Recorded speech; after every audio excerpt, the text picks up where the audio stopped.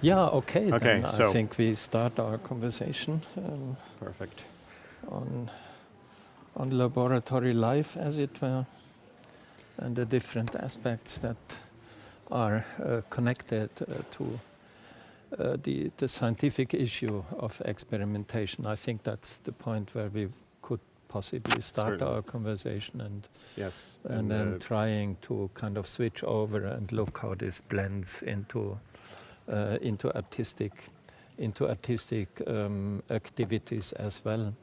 Yeah. So I think while listening to the preceding talks, discussions, and also the introductory talks, it appeared to me that one would have to pay attention to one thing that somehow I think after having heard all this still needs to be clarified.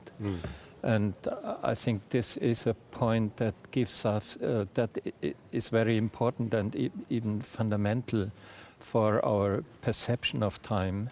And if you look at the first image, and it's actually the only image I have to show. Yes, indeed. Because we were asked to bring along one particular item and then have it. So this is only meant to be a background, but very briefly, I probably would have to tell at the very beginning what it is about. It shows an experimental trajectory of work that was going on in a particular laboratory over a period of about 15 years.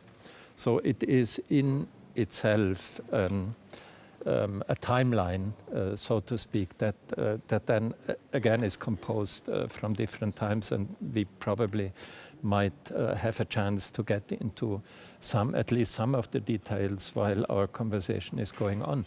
But the one thing I wanted to make to put your attention on is that what we obviously have to do here is a process in which two things play a very important role, and without which, to my understanding at least, what it means to be time simply cannot be understood. This is, on the one hand, punctuation, so there have to be interruptions in this, and then so that the process itself is somehow creating a before and an after. Yes. And the second point is that there is nevertheless some kind of cohesion. So there is also some sort of continuity in the back, and if you don't have this in the background, you cannot appreciate the punctuations, and vice versa. And I think this is very constitutive of the whole procedure. Are those two factors the two factors that would define what an experiment is for you, or what an experimental system is for you? I would say this is characteristic for what I would perceive as an experimental process. Mm-hmm. So composed of multiple experiments. Yeah. Yes. So something that is not the punctual kind of procedure in order to get an answer to a question, and in the end to have to say yes or no, but it is a trajectory that develops over time, and that has this, in the end, of course, the major characteristic of the whole endeavor is making the unprecedented happen. Yeah. So it's not governed by intentionality of the scientist. Not governed by intentionality, but governed by the very intrinsic possibilities of movement that the process itself is creating. Yes. So you were explaining to me earlier how in the whole diagram, of which this is only half, one starts with a very traditional model of understanding so cancer. This, of course, here you can practically, can't see anything, but it shows you that it is, that it's... So maybe you could explain how that happens, like what happens in this experimental process here. So yeah, I could give very briefly maybe the background of this. That would be helpful, yeah. It is the trajectory that shows the work of a particular biochemical laboratory, starting from immediately after World War II until the early 1960s, when the high time, the high time of molecular biology broke out. Yes. And the age of molecular biology was starting to parallel the atomic age. So that's the broader background into which this is inserted. And it started in a cancer laboratory with a question that was related to how deregulated growth it can happen within a cell, and trying to find out what factors possibly could be involved in getting this malignant behavior. And so that was the starting question. And then over quite a number of steps, if we go here from upper left to the down to the very end, we proceed through a number of intermediate steps that were simply could not be anticipated at the beginning. So the outset was cancer research. In the middle of the whole period, biochemistry prevailed, and people who were working in this with this particular experimental setup had actually more or less forgotten where they came from. So they simply did no longer. So the cancer question was simply no longer in their immediate goal, that it receded into the background. And from this intermediate step of biochemistry, it ended up with solving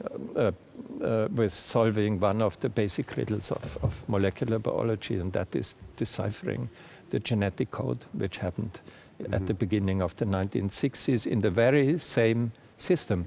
So you imagine you start with a question that is confined and related to cancer research, and after 15 years, you solve the riddle of the genetic code within that particular system, where you have this kind of material continuity. People were not switching to a completely different system, and yet over time, this question-generating machine is turning all those who are working with it into a completely different direction. And when you look back at the process in hindsight, you can identify sort of key moments, right, where there's a shift in methodology or a shift in orientation. Yeah, right? Certainly you can. You have always these two moments. On the one hand, you can have shifts in media and in technology that is becoming part and parcel of such an experimental process. A new research technology is being introduced, for instance. That could be one of the things. And the other thing, this is the technological aspect of the whole system, but the other aspect of the system is that one is working on an object. Yes. One is not just kind of dealing with instruments, one is working on a particular object that has also its materiality. Yes. And in the case of biological research, these are always things that are connected to organic bodies in one way or the other, whether complete bodies or partial bodies or only extracts of bodies or what have you. But you have this aspect also, and this is also changing over time. So new objects of interest can emerge in such a process, and then eventually even take over. And it can be objects that nobody would have dreamt 10 years earlier, right? So and not even have been able to dream of. So clearly one could not even in retrospect describe this as a teleological process, but rather as a process, a material process that involves contingency at these punctuations that you're describing. Oh yes, very much so. And I think to come back to the overall theme of this introductory event that the Haus der Kulturen der Welt is having this evening. But also the whole project that is started with this event, 100 years of present, it's very nice as a formulation, as a formula. But on the other hand, you have to ask yourself, what is this strange extended present? And I think it is interesting in it's only interesting if you look at it as a process in which unprecedented things can happen. Yes. Would you consider this entire trajectory a present, a large present? It is, on the one hand, it is an extended present because there is continuity in it. There is certain components that play a role at the very beginning and still play a role at the end. So there is continuity, there is extended presence, and yet there is a fundamental change in conceptualization, in the ways people are thinking about what they are doing, that is again influencing the further steps that they are taking. And so you end up with the idea that there are two players here. The first player is the experimental system itself, and then of course you have all those who are working. Usually these are groups that are doing these experiments, but the group of people is definitely, of course, another player, but the system itself also behaves as a player. So would you and that makes it, to a certain extent, unpredictable. Yes. That makes it so that you, in the end, if you are talking and discussing about the scientific research process, I would say the main characteristic of it is that it cannot be characterized as a teleological procedure. So that means that at each step, there's more potentiality for what's to come than actually gets chosen. Oh yes, right. And at each of these steps that we have here in this trajectory, and you also can see it, for instance, if you look at the, I don't know, here, that you look at this particular point in time where a very strange, for the middle of the 1950s, and actually an inconceivable molecule showed up that had both the characteristics of a protein and the characteristics of a nucleic acid. People didn't, at the beginning, at the very beginning, they thought of it as a contaminant that they wanted to remove from the system. It proved to be resistant. It couldn't be purified. So is that a consequence that you think had to be dealt with? Or could something else have come out at that stage that's totally different? At that stage, it had to be dealt with. It could also have been the case that people would have been diverted into other directions. Okay. And you have a number. If you look at the larger history into which this particular experimental system is embedded, you have a number of other groups around the world, in the United States, in Europe, who were working with similar issues, and who also were, in a way, hit to that point, but didn't realize what was going on so clearly and went into another direction.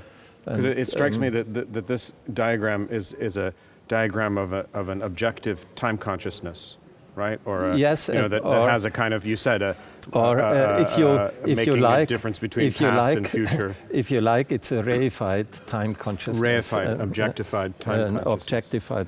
And you can, the point that I wanted to make is if you look at a point like this where it says soluble RNA, you have not only one arrow emanating from it, but you have different arrows in this particular case, it's even 4 or 5.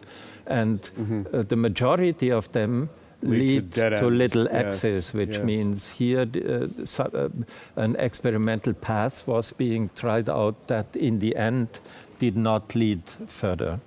And there is only one in this case that led to the next major event where the strange molecule that had been showing up kind of showed itself to have a particular function.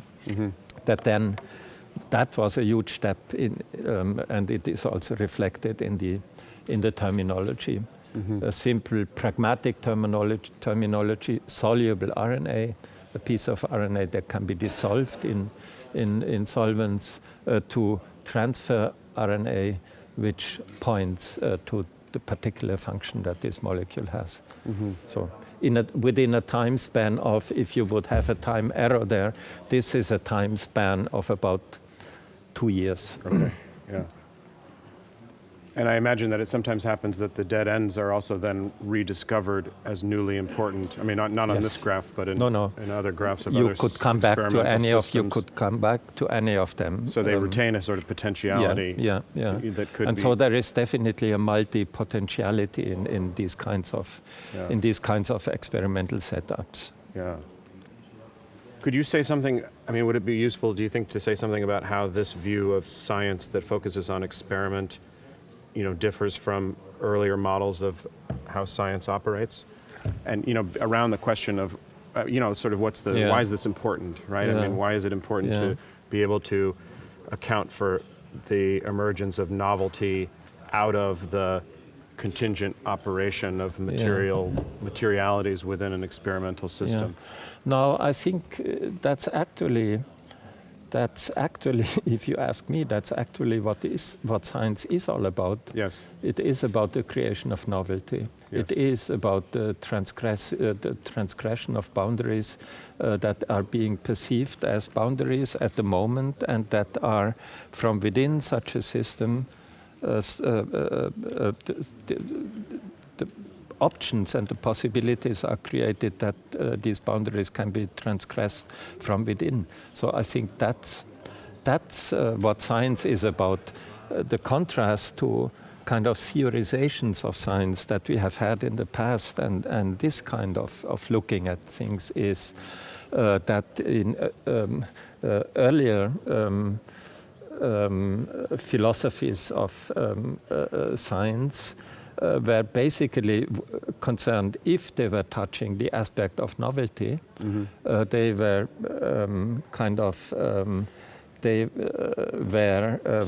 looking for the novelty in the minds and in the heads of the people. In a big picture. So right? these are the revolution. In German we would say Geistesblitze, and they occur in the brain of an individual. Yeah. Whereas here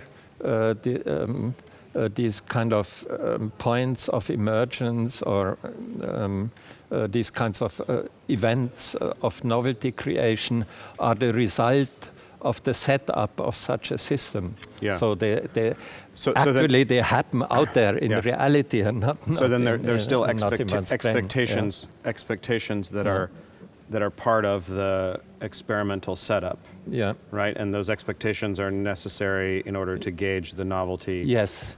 No, I mean, there is nobody would set up such a time-consuming endeavor without having expectations. And if we remain with this particular example, of course, the expectation at the very beginning was to find possibilities to intervene with cancer maladies. That was the explicit goal at the very beginning. But this goal itself was being subverted within the process of development of the system. In the end, after 25 years, one could come back to the initial question, but through a convoluted pathway that went into the meanwhile and intermediately went into the direction that nobody would have been anticipating at the beginning. Yeah. So that's the kind of thing and you think find that, important. Yeah, you think that is true for all science? I think basically I would make the claim that it's true for all science. If you look at, I mean, science has many aspects to it.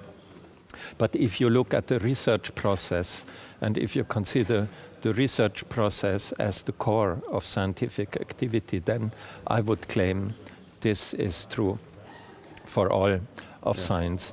But of course, if we are talking about science, there are many different aspects of this social, cultural system that we call science. So there is transmission of knowledge, there is systematization of knowledge that usually either can occur in the form of theories, or it can occur in the form of more or less richly structured textbooks and things like that. That all belongs to the scientific activity, but I think at the core is this procedure of generating novelty, and this has an element of non-anticipation or of impossibility to anticipate what will come. And I think this impossibility to anticipate is a very basic feature that we associate with our own experience of time. Yeah. I mean, I was going to ask you... I think without that, time would be a kind of... monotony. Monotony. So going in the other direction and thinking, is this structure... Could you generalize this structure beyond science to lived experience or experience, if you think of... I think in the end, if it comes to the characterization, for instance, of the biography of an individual, I would say you probably could characterize that in a rather similar way. So. But you wouldn't have the object you wouldn't have an object in the same way, right? You wouldn't have the object in the same way, but you would have the object in the way that that one of the first generation masters of molecular biology, the Pasteur researcher François Jacob, as he put it in his own autobiography, because the title of his autobiography is The Statue Within. And the object within, yes. So that's the object within, that one as an individual is constantly working on, and probably also, if you look at an extended biography beyond recognition. I would think so. Yeah, and then if you had to give an account, or maybe you wouldn't want to give such an account of what it is that makes science, that differentiates science from other kinds of cultural practices, like, even thinking about oneself, but like art, which we'll talk about later on. What would you be willing to say something about that? Or would you want to say something? Would you want to make a claim that there's something that differentiates science as a practice? Now, I think we probably could come back to this issue if we have if we have occupied ourselves a little bit more with the other aspect of our conversation that touches the creative aspects of artistic work, and today people often frequently speak also about artistic research and experimentation in art. Yeah. So maybe I should say something. Yeah. Okay.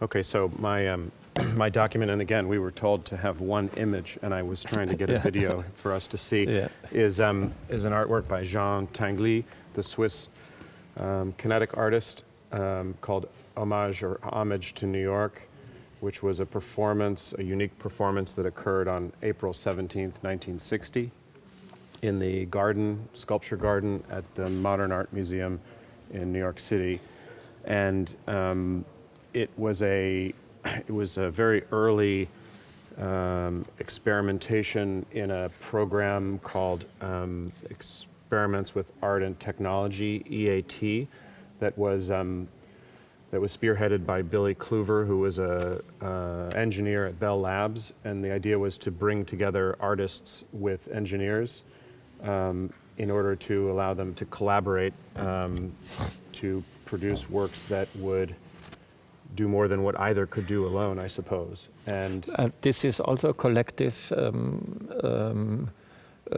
So the way this construction was put together, was Tanguy alone, or he had his helpers? Yeah? So he had helpers, and in fact he had artist helpers too, like Robert Rauschenberg contributed something, and some other artists also contributed, and then of course Kluver and an engineering team built a lot of the sort of mechanisms that would set off the processes that were part of this work. So it's a sculpture, that kinetic sculpture, that over the process of what was supposed to be half an hour, and some of the accounts diverge about how long it actually took, but Kluver says it took 27 minutes, and another account I read said it took over an hour. The machine commits suicide, right? Self-destroys itself. And this is the moment of self-destruction. This is the moment, on the way to self-destruction. And in fact, what Kluver says about the piece, which is interesting in the context of it being not an object but a process, right, is that the boundary line between the creation of the work and the destruction of the work is, indecipherable, right? They meld into one another. So what I'm particularly interested in, I'm interested in this work as a performance, I'm interested in it as an experiment, and I'm interested in it as an experiment precisely that foregrounds the kind of material contingency that you talk about in your work on science, right? So in the process of the performance, all sorts of things went wrong. So for example, the step-up transformer that was to start the motor that ran the piano was broken in transport, and the motor had to be then started at full speed, with the result that the driving sling jumped the wheel on the piano and the piano didn't function, right? Tanguy, secondly, set up the sling for the paper of he had some metamatics, a couple of metamatics, which were his drawing machines that were built into this work. And so he set the sling for the paper in a reversed fashion, so the paper rolled up instead of down. The motor driving the painting arm had not been reconnected, so the metamatic didn't work. The bottles that were supposed to fall at some moment in the performance didn't fall because the string was too weak that was to let them fall. A balloon didn't burst because the compressed air bottle that was to inflate it was empty. A second metamatic wound too slowly. A fire extinguisher that was supposed to go off in the 18th minute didn't go off because the piano wasn't burning enough. And the rubber hose had burnt that clogged the fire extinguisher.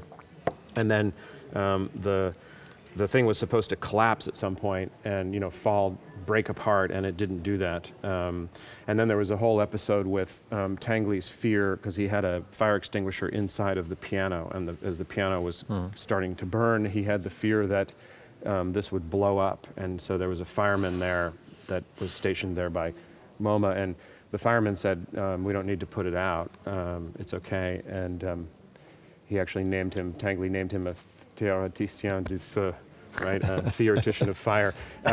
They eventually then, I think the museum decided that it had to be put out. It was put out, and then the final leg of the piano was broken, the thing collapsed, and the crowd came in and took stuff away, right? So, the point being, whatever Tanguy had in mind for how it was to function, and I don't think he had he's not Duchamp, he didn't have a kind of master plan for what was going to happen, didn't happen, right, and couldn't have happened, right? So you have here a situation where, you have a process that's unfolding in a similar way to the way that you're describing, that there's sort of potentiality for things to happen at each moment, and it's contingent what does happen, right, in this kind of punctuated evolution of this performance. Yeah, that's very. So I find this a very telling example.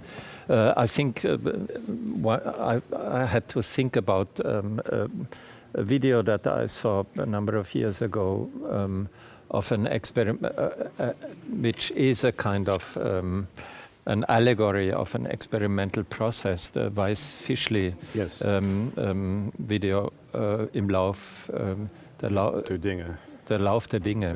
So that's the course of things, where you start with a particular setup that appears to be completely determined by the material components that are present, and all of a sudden an unexpected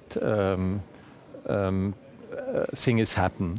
So as a consequence of the constellation, of course, afterwards you can identify it as a consequence of the constellation, but you wouldn't have expected it. And this leads to a second station, and that leads to a third station. So in the video you have the extended process that also goes over something like 25 or 30 minutes, where you have this play between determination and indeterminacy. And you see contingency in each one of these steps. Yeah. You do. Yeah. You see contingency in each of the steps because you are at each because and every turn of the fail, or something because else could happen, at each of the turns that this course of things is making, you are surprised because you couldn't have anticipating what is happening. You couldn't have anticipated what is happening. You as the viewer. You as the viewer. Of course. The video maker was very clear about the video maker, because in a way I think it's different than this, and that makes it different from here, because there you do have a very clear determined sequence, causal sequence of events there. Whereas here you have the contingency built into the actual work itself, into the actual material performance of the artwork. So it's a subjective contingency. Yeah, I think there are many forms. The major thing is that in all of these setups, contingency plays a role. Be it in the eyes of the spectator, be it as a result of the tinkering of this construction, be it as the unexpected outcome of an experiment of which you possibly would have thought when you were performing it that this was simply impossible. So you have a side effect that you didn't account for, and the side effect somehow catches your attention, and then you go after it. And either it dissolves into nothing, or it leads you into a new direction. So contingency can have many forms. And, but on this divide between a more objective aesthetic contingency and a more subjective aesthetic one, like the Fischli and Weiss piece. I mean, what you're describing in your work on science is more of an objective contingency, right? Because it's not that the scientist doesn't expect what happens. It's that what happens couldn't be expected from what came before. Exactly. Right? Exactly. Which I think is important, right? Certainly important to what you're saying, and important to why this is a meaningful piece about experimentation, at least. Billy Kluver actually says something interesting about this, which is that he compares it to a scientific experiment. You know, he says it's like a scientific experiment. Because it can never fail, he says. You know, I mean, it can't succeed or fail, right? And is that true? Would you say that's true about a scientific experiment? I mean, you could make the strong claim that a good scientific experiment never fails. Never fails. It either gives you an expected answer, but then it's an uninteresting experiment, but it's an experiment. Sure. Or it gives you an unexpected answer, and so your expectation fails. So long as it gives you a result, and it is interesting succeeds. for exactly that reason, because it gives you the opportunity to engage in the next step. And so it creates it creates meaning while being performed. So it's not. it's not that meaning is invested in it at the very beginning or a very specific or particular meaning. It creates, it has a potentiality to create meaning. Yes. Yes, and another element that makes it into an interesting experimental setup. Yes, another element of that claim of Kluver's is that that this is not a functional object, right? That it's even though one could treat it as a functional object, I suppose it's an aesthetic object or something where you know there's either a purposeful building in of sabotage since it's a suicide machine, or an unexpected building in of you know it going wrong, right? So I suppose in a similar way you would say that or maybe you wouldn't, would you, that an experiment is not a functional process? No, I wouldn't characterize it. Because that would mean that you're trying to get a result that you already know what you're going to get. Or I wouldn't characterize it as a functional entity that is precisely because it generates novelty. At the core of the system. It's an, I call it, how did he call his entity, not a functional entity, but an aesthetic and aesthetic experiment. With a scientific experiment, what we have is an epistemic object. The object is not a functional one, it's an epistemic one. And to be an epistemic object is to be a knowledge generator in one way or the other. And that's actually also the reason why the person I just have been alluding to with his autobiography, François Jacob, when he was describing his own experiments actually in this autobiography, which is also a beautiful literary piece to read. He talks about the experiments that he was doing at the time as a machine for generating future. So, which also means their future acquires a very an interesting aspect. So we have been hearing a lot in our introductory discussions here about extended present. Yes. But and to an extent that I thought the future has disappeared completely. But I think there's a future. Future is connected to surprise. Future is connected to a certain amount of anticipation, and if you lose this, then of course. So I make a little bit of a leap here, but you know, what do you think about today's media culture? You know, I mean, we have all of these objects which function as functional objects, and we want them to function as functional objects. But we could try to treat them as epistemic objects or creative objects. No, I think we could. I mean, one of the basic differences between an epistemic object and a technical object is that a technical object is one precisely if it functions according to what you expect, to its design or what you expect of it. And that's just not what is characteristic for an epistemic object. But if you have a particular constellation of technical objects, you can bring them together in a way so that out of all these micro-determinations, the option of something emerges. So you turn a black box system into an open system. The option of something emerges that you would not have anticipated, and therefore I would not belong to those who say our everyday life, or so it's kind of more or less streamlined by all these apps and all these little functional toys that we can use in order to enhance our jogging, morning jogging, or what have you. They also create options of constellations that have been unheard of. And I think I find that by far the more interesting aspect sure, than what's built into them already. Yeah, already. And one could think about, since we heard a little bit about big data already too, the idea that that data is being stored in order to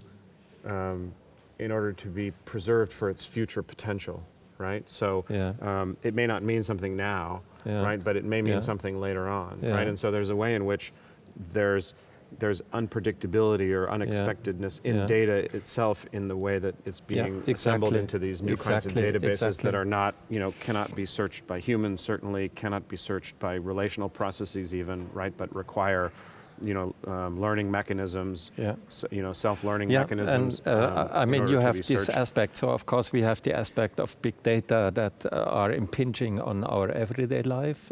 We have heard examples of that, and we read of these examples every day in the newspaper. But on the other hand, if you kind of narrow the perspective and look at what that means for the pursuit of science, you also have this situation that you are creating something like a virtual world above or below the traditional experimental work that also allows you to do experiments of a kind that you wouldn't, had not been able to,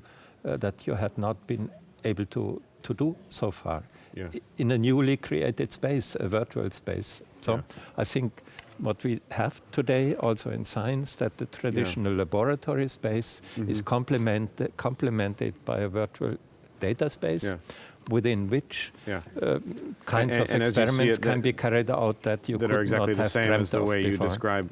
So Yes, and the exactly materiality the there is what? The materiality there is what? Is the Now data the itself? materiality is the data itself, And it the fact that the data doesn't mean anything particular, but is contextual. And all these data come hardwired, so they have